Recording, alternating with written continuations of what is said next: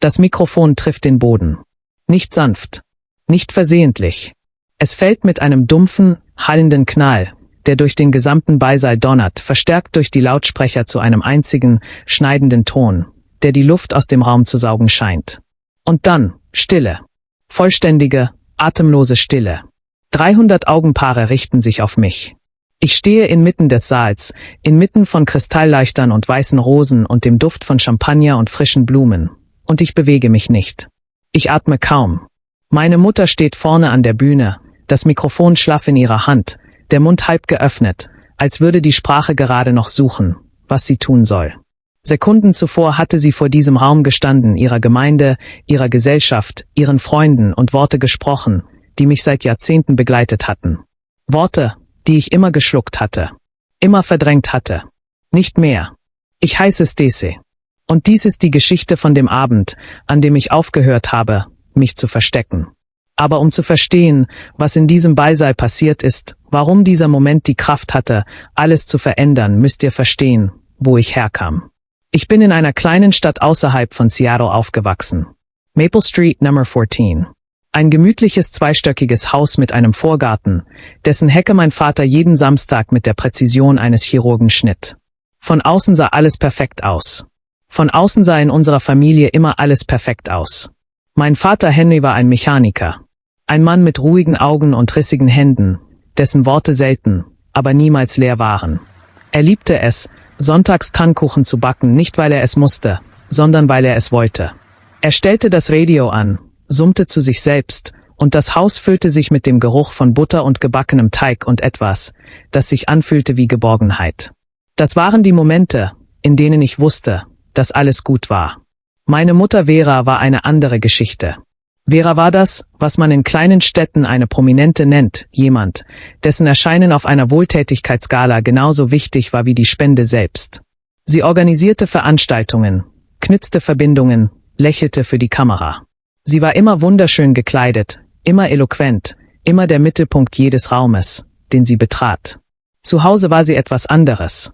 Zu Hause hatte sie eine Tochter, die sie verstand, und eine, die sie schlicht nicht interessierte. Lilly war Welt. Meine jüngere Schwester mit den langen goldenen Haaren und dem Lächeln, das Fremde zum Stehenbleiben brachte. Lilly war gesellig, charmant, schön, all das, was Vera unter Erfolg verstand. Sie wurde zu Partys mitgenommen. Ihre Kleider wurden sorgfältig ausgewählt. Ihre Fortschritte wurden laut gefeiert. Ich hingegen war das stille Kind. Das Kind mit den Büchern. Das Kind, das lieber Gleichungen löste als tanzen ging. Das Naturwissenschaften liebte, wie andere Mädchen Popstars liebten. Ich war 15, als ich beim staatlichen Mathematikwettbewerb die höchste Punktzahl des gesamten Bundesstaates erzielte. Ich erinnere mich noch genau, wie ich nach Hause gerannt bin. Das Zertifikat in den Händen, das Herz klopfend vor Stolz und Vorfreude. Ich dachte, ich war wirklich überzeugt, dass dieser Moment alles verändern würde. Dass sie mich sehen würde. Wirklich sehen. Ich legte ihr das Zertifikat hin. Sie schob es zur Seite, ohne es aufzunehmen, und sagte, das ist schön, Schatz. Aber wann fängst du an, über einen Freund nachzudenken? Es war kein Schlag. Es war schlimmer als ein Schlag. Es war die stille, beiläufige Botschaft. Das, was du bist, zählt hier nicht. Ich nahm das Zertifikat und verließ den Raum. Meinem Vater habe ich es später gezeigt. Er hat es in die Hände genommen, es lange angeschaut, und dann hat er mich angesehen mit diesen ruhigen, ernsten Augen und gesagt, ich bin stolz auf dich, Stacey. Ich war es immer. Er bewahrte solche Momente auf eigene Art auf. Kleine Zettel, die er in meine Brotdose legte. Winzige, handgeschriebene Botschaften in seiner akkuraten, mechanikergenauen Schrift. Du bist schlauer als du denkst. Greif weiter nach den Sternen. Du kannst alles erreichen, was du dir vorstellst. Ich habe jeden einzelnen dieser Zettel aufbewahrt. In einer alten Schuhschachtel unter meinem Bett. Jahrelang. Als ich nach Stanford aufgenommen wurde, in das Prestige-Business-Programm der Universität, eines der wettbewerbsstärksten des Landes, war meine Mutter nicht begeistert. Sie hat ein Jesselagere Schulbeversagt.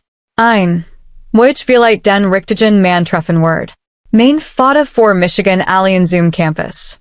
Auf dem Parkplatz, als wir Jonas Verbskideten, druckt mir einen zusammengefalten Zettel in die Hand. Ich war tiet, bis o weg war, beaverischen auf niet, Du worst großartig dinge tun, Stacy. Gay Danen eigenen Weg. Ich have Dyson Zettel 5 Jahrelang in meiner Geldbörse. Stamford hat Michigan verandert. Nicht sanft, nicht langsam. Es hat Michigan geformt wie fewer Metal formt. Ich have mehr gearbeitet als alle. Die ich kann. Ich have nackte durchgemacht. Die ich kaum noch von den Tagen unterscheiden konnte. Ich have Kurs belegt. Die and ihr abwalten. Praktika angenommen. Die wie Vollzeitjobs wären. Als ich meinen Abschluss macht. Hat ich mehrere Jobangebot. Ich wollte Summit Consulting. Eins der renommiertesten Beratungsunternehmen des Landes. MIT sitzt in Seattle. Die erst 10 Jahre waren brutal. Frühmorgens im Büro. Spätabends nach Hause. Wochenenden am Schreibtisch. Aber ich liebte es. Ich liebte die Arbeit, die Komplexität, die Verantwortung. Ich liebte das Gefühl, wenn ein Projekt sich zusammenfügt wie ein Puzzle. MIT 32 war ich Senior Managerin bei Summit. Ich leitete ein Team von 20 Personen UND Betriebsprojekt im Wert von mehreren Millionen Dollar. UND kein einziges Mal habe ich meiner Familie davon erzählt. Nicht weil mir nichts daran lag. Sondern weil ich gelernt hat, was passiert, wenn ich versucht, MIT meiner Mutter über meine Arbeit zu sprechen. Als ich zu meiner erst 10 großen Beforderung nach Hause kam, weil Vorfreude. Ein Glas erhoben, hat es den Kopf gesenkt UND gesagt, all dies Arbeit UND, du hast immer noch keinen Emen. Was ist der Sinn? Also schwieg ich. Ich let mein Leben, ich baut mein Karriere auf. UND ich schwieg. UND dan verlop sich Lily MIT Ethan. Ethan war ein wohlhabender Immobilienentwickler. Gut aushend, charmant, aus der richtigen Family. Alice was vera sich für ihr Tochter vorgestellt hat. Die Verlobung war das eines de Jahres in unserer kleinen Stadt. Die Hochzeit sollte größer werden. Vera übernahm die Planung komplett. Das Four Seasons in der Innenstadt von Seattle. Kristalllichter, 5 Gange-Menü, 3-stockig Hochzeitsdort. Sie war in ihrem Element. UND SIE Genos jeden einzelnen Moment davon. Ein paar Monate vor der Hochzeit bekam ich den Sitzplan per SMS von Lily. Ich sah es sofort. Tisch Zehn. Direkt neben dem Eingang zur Küche. Es war der Tisch, an dem man Menschen parkt, die man nicht wirklich sehen wollte. Der Tisch, der am Weizen von der Tanzfläche entfernt war. Der Tisch, den die Kamera auf Fotos schnitten. Ich rief Lillian. Sie sagt, sanft aber bestimmt. Mama sagt, die kauft dich sind für Paar, UND da du kein Date mitbringst. Ich sagt, gut. Es war nicht gut. Aber ich sagt es trotzdem. Ich wusste, was es bedeutet. Ich hatte es immer gewusst. Am Abend vor der Hochzeit lag ich in meinem alten Kinderzimmer. Die Stirn in der Deck leuchteten im Dunkeln. Kleingrün Plastikpunkt, die mein Vater entspracht hat, als ich 7 war. Ich started SIE in UND versucht Michigan darin zu erinnern, wie es war, als Kind in diesem Zimmer zu schläfen UND die Welt einfach zu finden. Mein Handy summt. Es war Mr. Thompson, mein Vorgesetzter, der Geschäftsführer von Summit Consulting. Stacy. Der Vorstand hat heute Abend einstimmig abgestimmt. Einkes Pause. Sie sind am Montag unser neuer Chief Operating Officer. Ich setzt Michigan auf. Ich brauche ihr Unterschrift auf den Ernennungspapieren, wie wir die Pressemitteilung herausgeht. Ich bin dieses Wochenend in meiner Hut in Den Bergen. Was sind Sie? Ich sagte ihm, dass ich bei einer Hochzeit sein werde, im Four Seasons in der Innenstadt. Sagt, ich fahr hin. Ich leg das Handy hin UND start wieder auf die leuchtenden Stirn in der Deck. Chief Operating Officer. Das größte Beratungsunternehmen der Region. Jahrelang Arbeit. Jahrelang Nackte. Jahrelang still. UND niemand in diesem Haus. Niemand unter diesem Dach hat eine Ahnung. Der Hochzeitstag war strahlend. Der Garten der Four Seasons glitzert im Sonnenlicht. Die Tisch Zehn MIT weißen Rosen UND Kursen gedeckt. Lily sah umwerfend aus in ihrem weißen Kleid. Ein Bild aus einer anderen Welt. Aus einem anderen Leben. Ich sah SIE den Gang. Entlangen UND Fultz bei Dinge gleichzeitig. Echt Freude für sie, und etwas anderes, Dunkleres, das ich nicht ganz benennen konnte. Neid, nicht wirklich. Eher Trauer. Trauer darüber, wie viel sich in diesem Leben nie lot hat sein dürfen. Der Empfang begann. Der Ball sail, lookte golden. Das Lachen war echt, der Champagner floss. Die Musik setzt sich ein. Ethans Trazuge hielt ein Ried, die den Raum zum Lachen bracht. Lillis best Freundin aus der Universität sprach über Schwesternschaft und die Freundschaft mit einer Warm, die mir die Brust zusammenzog. Ich klatschte mit. Ich lächelte. Und innerlich dachte ich daran, dass ich eigentlich diejenige sein sollte, die dort oben für meine Schwester spricht. Dann stand meine Mutter auf. Vera trat ans Mikrofon mit der Selbstverständlichkeit einer Frau, die glatt, das jeder Raum gehört. Das Rauschen der Gespräch verstummt. Sie begann zu sprechen, von Lilly als kleine Mädchen, von Anmut, Schoonheit, ihren Tanzbänden. Der Raum war voll von Lächeln und Nicken. Menschen wischten sich die Augen. Dann hielt meine Mutter in. Ich sah, wir Blick durch den Saal wandert. Wir hielt. Wir Michigan fand. En Tisch Zehn. Neben der Küchentür. Ich sah, wie sich Gesichtsausdruck verändert. Was berg nichts glitt in ihr Augen. Oder vielleicht war das, was immer gewesen war, und ich sah jetzt erst wirklich. Und ich mochte mir auch einen Moment für mich und ihr Tochter nehmen, sagte sie. Ihr Stimme halt durch den Saal. Lasst alle für Stacy beten. Sie ist will sie immer noch keinen Mann. Ein nervöses Lachen. Dan noch eins. Der Raum brach nicht in Gelagter aus. Aber gekehrt. Menschen drehten sich Ich sah Gesichter. Manch mitleidig, manch amüsiert, manch einfach unsicher, was der richtige Ausdruck für diesen Moment war. Ich sah auf mein Glas Mineralwasser. Die Blasen stiegen auf. Ich dachte in das Projekt, das ich letztwoch abgeschlossen hat, $500 Millionen Vertragswert. Ich dachte in die 500 Menschen in meinem Unternehmen, für die ich am Montag verantwortlich sein werde. Ich dachte in die Zettel in der Schussschachtel unter meinem alten Bett. Greif weiter nach den Sternen. Neben mir drückt mein Tante Martha mein Hand. Ich sah sie in. Ihr Augen waren feucht. Sie sagt nix, aber Druck sagt alles. Ich sehe dich. Ich sehe, was das Gerät mit dir macht. Und in diesem Moment entschied ich Michigan. Nicht aus wat. Nicht aus reich. Aus etwas verhindern. Tiefram. Aus der Erschöpfung eines Menschen, der so lang geschwiegen hat. Mein Handy summt. Mr. Thompson schrieb, bin im Feuer. Ich stand auf. Der Stuhl shirt lot zurück. Im Saal ward augenblicklich still. Mein Mutter sah Michigan überrascht. Dan amüsiert. Als word erwarten, dass ich weinend den Raum verlass. Ich tat nicht. Ich sagt ruhig, lautjährig für den gesamten Saal. Eigentlich, Mama, ist schon hier. Und in diesem Moment öffneten sich die Flügeltüren des Balsals.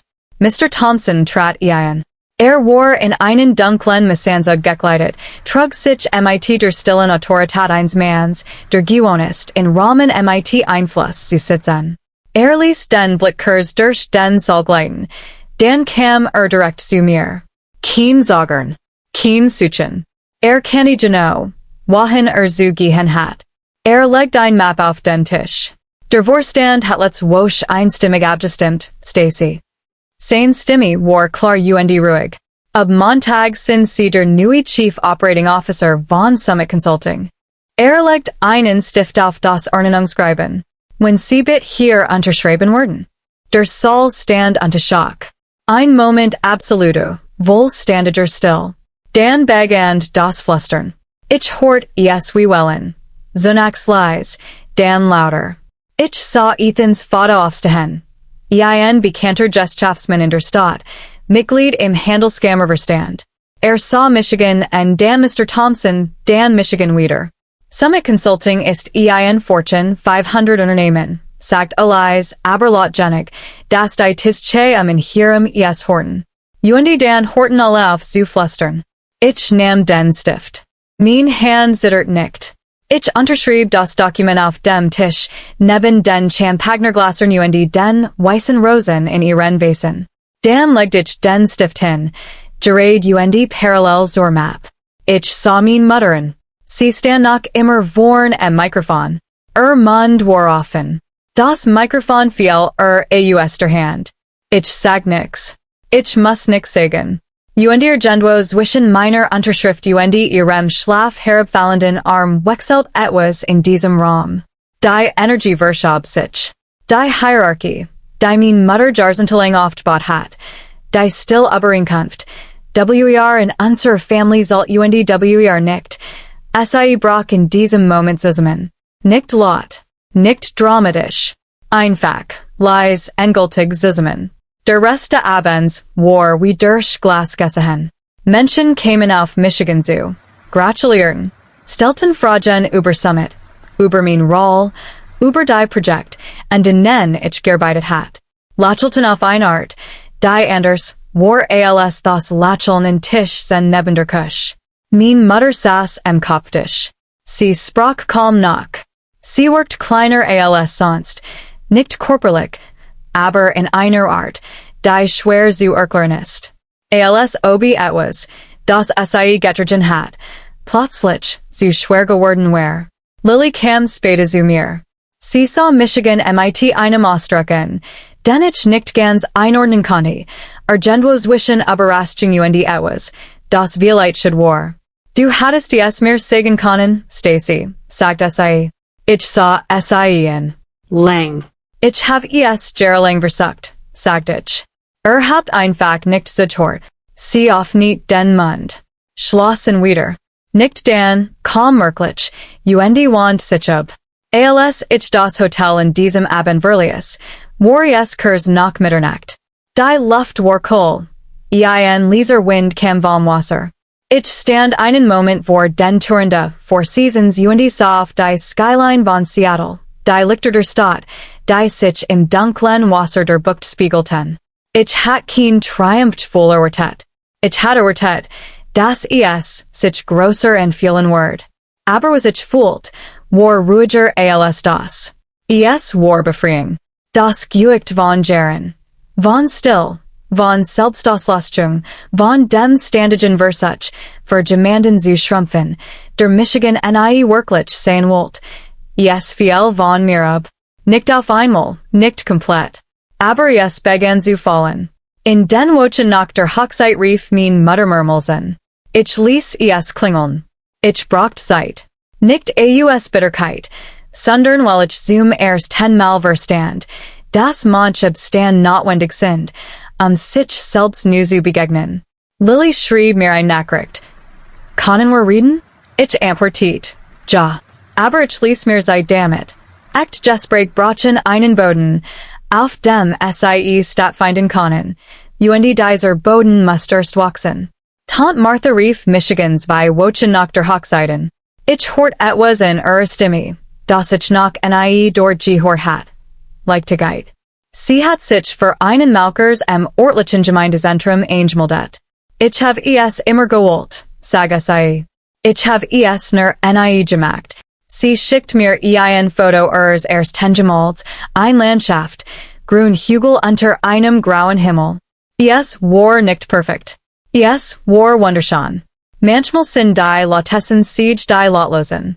Manchmal braucht es nicht mehr als einen Moment, in dem man aufhört, sich zu entschuldigen für das, was man ist. Ich lerne es nach. Jeden Tag neu. Die Vergangenheit loszulassen ist kein einmalige Entscheidung.